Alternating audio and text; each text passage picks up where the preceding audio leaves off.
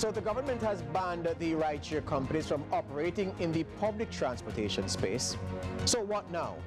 What regulations are they going to put into the business to ensure that consumers, the commuting public, gets a fair shake, that women feel safe taking it, and that drivers feel safe taking passengers in their private motor vehicles? And how do they square up and resolve an issue that the traditional red plate drivers say puts them at a significant disadvantage relative to the rideshare drivers who do not have to go through these stringent steps that they must do in order to be certified to transport passengers? That's the issue we're going to tackle here on Lead Story. Consider me your personal journalist, George Davis. I begin serving you now.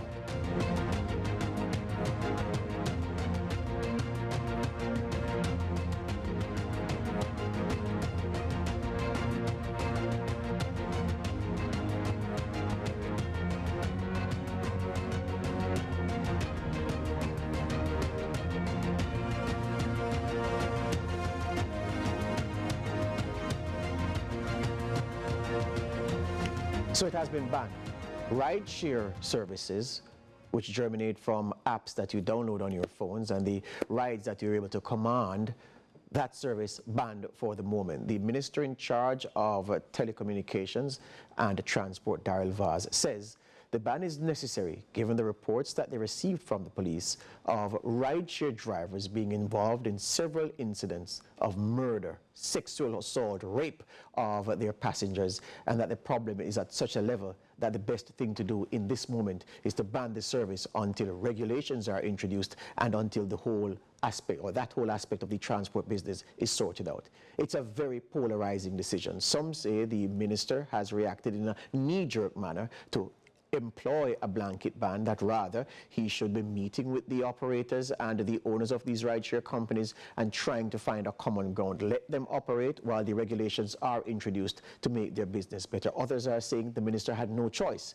because of these stories, the horror stories of women especially being victimized by rideshare drivers, and rideshare drivers themselves finding themselves at the bad side of the gun, the part where the trigger is the muzzle rather is pointed straight at them.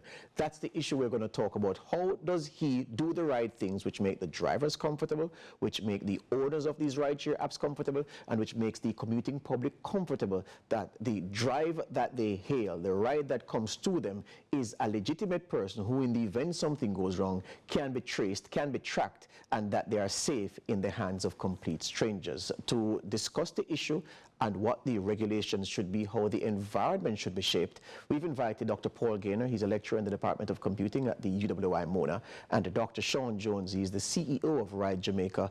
Otherwise, Dr. Jones is a physician, a software developer, and a privacy and a security specialist. Dr. Jones is on Zoom. Dr. Gaynor is in the studio with me. Good afternoon, gentlemen. Good afternoon. Dr. Jones, you're on Zoom. Good afternoon. Not hearing Dr. Jones just yet. All right, Dr. Gaynor, let's open the conversation. So the obvious place to start is, now that this ban is in place, do you think that the response from the minister was appropriate given the circumstances surrounding what he said was the decision? I wonder if it was made with enough evidence. I can't say whether it was or it was not, but it seems knee-jerk. And there could be options that could have been at least thought about. For example, with more data, and that some of the platforms help to provide data. With more data, that gives you the opportunity to monitor. And one of the things that we could have looked at is the ability to monitor to increase safety. So with a ban, then we'll likely not have the development of these procedures to monitor and thereby increase safety. And at the same time, the probably thing that's missing is the due diligence. And we don't know whether or not the same due diligence is carried out with the red plates or even the white plates that are out there. So the problem is, I don't think the problem is fixed. Well, here's the thing. I've heard people say knee-jerk, and I say to them, put yourselves in the shoes of the minister. He has a situation at his hands where a teacher has been attacked, is dead, abducted, killed. Horror situation. He has a situation where a rideshare driver, an in-drive driver last year, a UWI student was trying to make some money on the side, left home, took a job, not been seen since. Several other instances. He has a public highly skeptical about the security of these things. And you know how people are in a democracy. What is the government doing about it?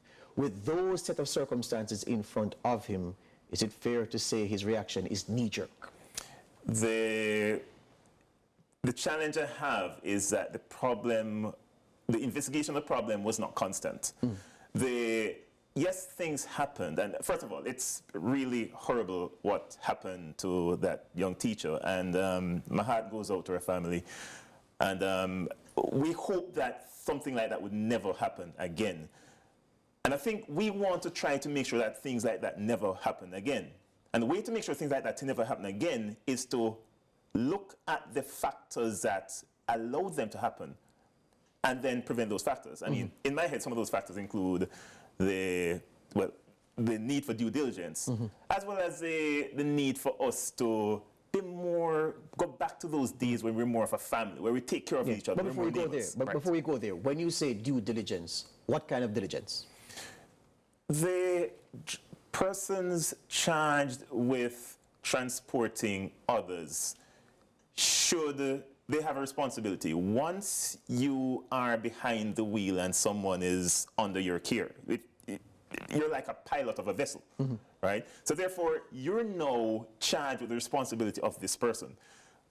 I mean, and let's say if someone is unscrupulous, they can actually fix the vehicle to make it difficult for people to actually not leave the vehicle and probably disable the person.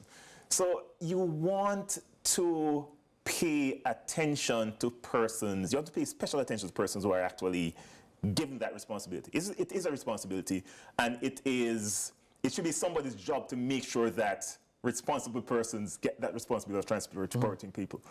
I hear you on that. All right. Dr. Jones is back with us. Before I go to him, though, I want to share with you a piece we developed to assist us in this segment on the rideshare business. It was voiced by Curtin Brown. How do ride-sharing apps work, and are they safe? The apps work like an auction. Mr. Things Happen opened the app to the ride section.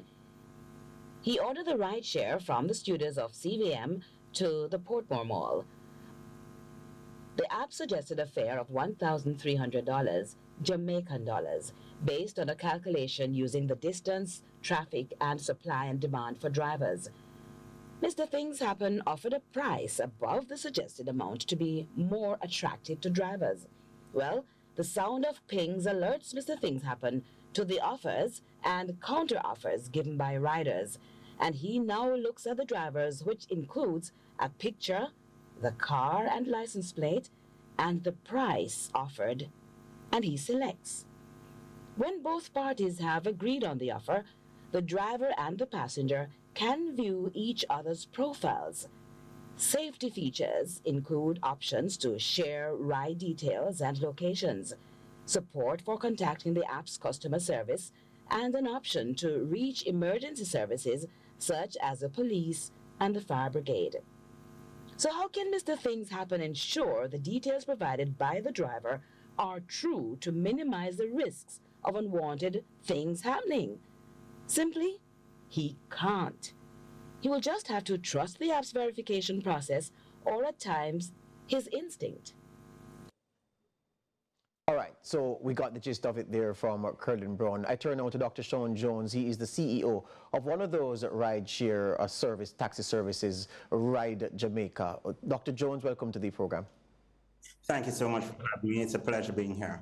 Excellent. All right, you're one of these stakeholders affected, your business put on pause. You had a meeting, well, I trust that you were among the stakeholders invited to that meeting on Wednesday involving the Transport Authority and other officials from the ministry to seek to find a way through the morass of this issue. The ban, are you understanding and agreeing with the reason for the ban at this time?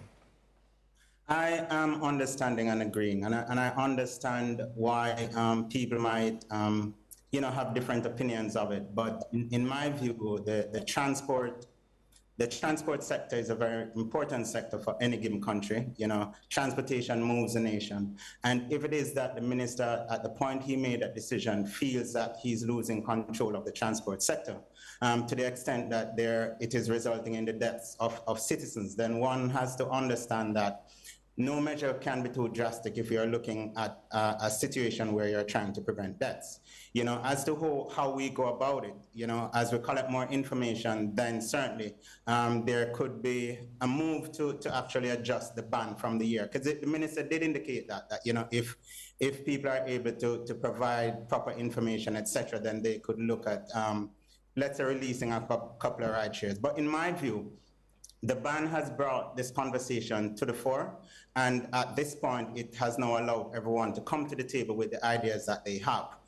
For us at Ride Jamaica, we have always looked at this development in terms of having a ride service that operates at scale in Jamaica. And what I mean by that is the concerns that are now being voiced by the minister and some of the concerns that you all have mentioned are concerns that I had looked at the time of development. So for example, with Ride Jamaica, outside of all those features that were shown in that example that you aired, we have a dashboard that law enforcement can log into, and law enforcement, wherever law enforcement is, could log in and track all the rides that are happening in real time on Ride Jamaica, right? There's a dashboard that the Transport Authority is able to use, because what we were looking at is to ensure that we had greater efficiency within our system. So for example, instead of having drivers going to a particular office to present their documents, those documents could be uploaded and verified by folks in the offices, and a determination made as to whether or not that driver is authorized to get, transport badge. Upon that authorization, most drivers are also involved in taxi associations. So there's a dashboard for the taxi associations where they could then authorize their drivers. So it allows for different levels of kind of due diligence, as Prof was speaking of. Yeah. We need that sort of due diligence. For how long has Ride Jamaica been operating locally? Ride Jamaica was established in 2016, and interestingly, it was established at the time. There was an abduction in Montego Bay that I was very concerned about, and there was also an issue of drivers feeling a bit disenfranchised and not being able to efficiently provide services. So that's really the genesis of Ride Jamaica, to solve those two problems. Since 2016, per annum, how many passengers does Ride Jamaica move around the island? I honestly don't have the figures, and I say this. What we have done, though, and where we are different, is that Ride Jamaica only works with folks who are authorized by the Transport Authority as red plate drivers. And we do most of our work also in tourism. So we haven't done a lot of local work. Most of the work is done in tourism. And so, of course, in tourism, there's also another level of due diligence. Because outside of drivers having to go through the Transport Authority procedures, they also have to go through the TPD and JTB procedures. So it makes it has been a very rigorous process for us. Just before we go to the break, Dr. Jones, industry-wide, I know that Uber and Lyft report that about 99.9% of their rides are incident-free. What percentage of Ride Jamaica's rides since 2016 have been incident-free? 100%. No incidents. You have had no incidents, not even one. Not even one. And just to make a point as to how we do things, there was a time when Ride Jamaica was operating a service for transporting children to school. Of course, that is very sensitive. So for a service like that, we handpicked all our drivers, and we had one person who was responsible for that operation. After COVID, that person was, because of COVID and what happened with transport, people had to look at various things. But just the fact that we didn't have that key person and we weren't able to recruit someone who I thought was sufficiently Yes. capable of managing that responsibility, we no longer offer that service, and it will not be offered until I have all that structure in place again. Hear you on before we that. I have to break Dr. Jones. This is Lead Story, talking about rideshare, the problems that gave rise to the ban by the government in Jamaica, and the way forward. Much more after these.